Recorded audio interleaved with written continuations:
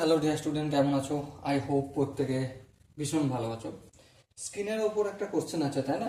প্রশ্নটা কি বলেছে দেখো, evaluate the following under root two plus under root two plus under root two plus two cos eight theta.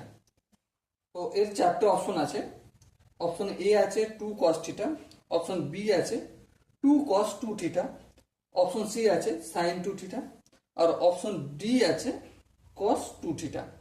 So my dear Watson, এই কোশ্চেনের কোন অপশনটা সঠিক হবে সেটা আমাদেরকে এখন খুঁজে বের করতে হবে। চলো প্রথমে আমরা কি করছি, কোশ্চেনটা টুকে নিয়ে একটু কি আছে, under root of two plus under root of two plus under root of two plus two cos eight theta, এটা রয়েছে।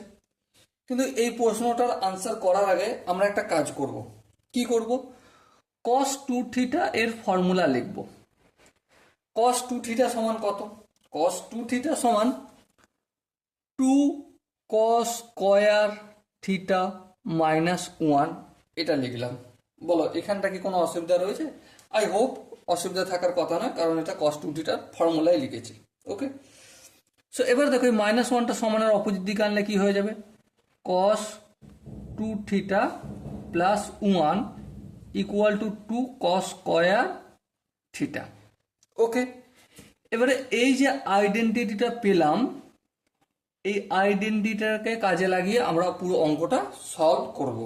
ওকে, যেমন ধরো ফার্স্ট লাইনে আমি যেমন এই plus two plus under root two plus under root, এখানে দুই এখানেও দুই, দুই কমন নেবো। তাহলে প্রথমে দুই থেকে দুই কমন চলে গেছে, তাহলে এক পড়ে থাকবে, plus cos two into cos eight theta, তার মধ্যে দুই তো কমন নিয়েছি, তাহলে কি পড়ে থাকবে, কস এইট থিটা। বলো এই জায়গাটা কি প্রত্যেকের বোঝা গেছে? আই হোপ এখানটা না বোঝার মতো কোনো জিনিস নেই। নেক্সট লাইন, নেক্সট লাইনে আমি কি করব, two plus under root of two plus under root of two into, দেখো এটা ব্যাকেট আছে, ব্যাকেটের বাইরে তো টু আছে, মানে ইন্টু আছে, ইন্টুটা লিখলাম। এবারে দেখো ওয়ান প্লাস কস এইট থিটা মানে কি, দেখো এখানটা দেখো কস টু থিটা প্লাস ওয়ান মানে হচ্ছে টু কস স্কোয়ার থিটা। এখানে টু থিটা ছিল, তার অর্ধেক হয়ে গেল থিটা, তার মানে এখানে আমাকে কি করতে হবে, two cos square four theta করতে হবে। হ্যাঁ ঠিক, বোঝা গেল। এবার পরের লাইনটা দেখো, under root of two plus under root of two plus, দেখো এই দুটো দুই আছে তাই না, হ্যাঁ দুটো দুই থেকে এই রুটটার যদি বাইরে যায় তাহলে একটা দুই যাবে, স্কোয়ারটা কি হয়ে যাবে, আউট হয়ে যাবে, তাহলে কস ফোর থিটা হবে। বলো এখান থেকে কি কোনো অসুবিধা রয়েছে?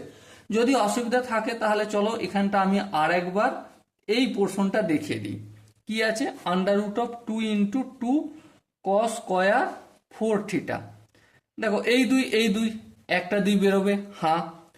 এবার দেখো into cos four theta square মানে পুরোটা হোল স্কোয়ার। আচ্ছা এই রুটটা তুলে কি হয়ে যায়, এখানে একের দুই হয়, তাহলে এই দুই কেটে গেল, তাহলে টু কস ফোর থিটা হয়ে গেল। বুঝতে পারলে নিশ্চয়ই? চলো এরপর আমি নেক্সট লাইন করব। নেক্সট লাইনে প্লাস টু থাকলো, এই দুই কমন নেবো, হ্যাঁ কমন নিলাম, তাহলে one plus cos four theta. বেশ, দেখো এখানে same cos two theta plus one equal to two cos square theta, হ্যাঁ তার মানে কি two plus under root of two into one plus cos four theta মানে কি টু কস স্কোয়ার, এখানে টু থিটা ছিল, এখানে থিটা হয়ে গেছিল, এখানে টু ইন্টু বা two cos square four theta আছে, এটা কি হয়ে যাবে, টু থিটা হয়ে যাবে। ওকে, বোঝা গেল।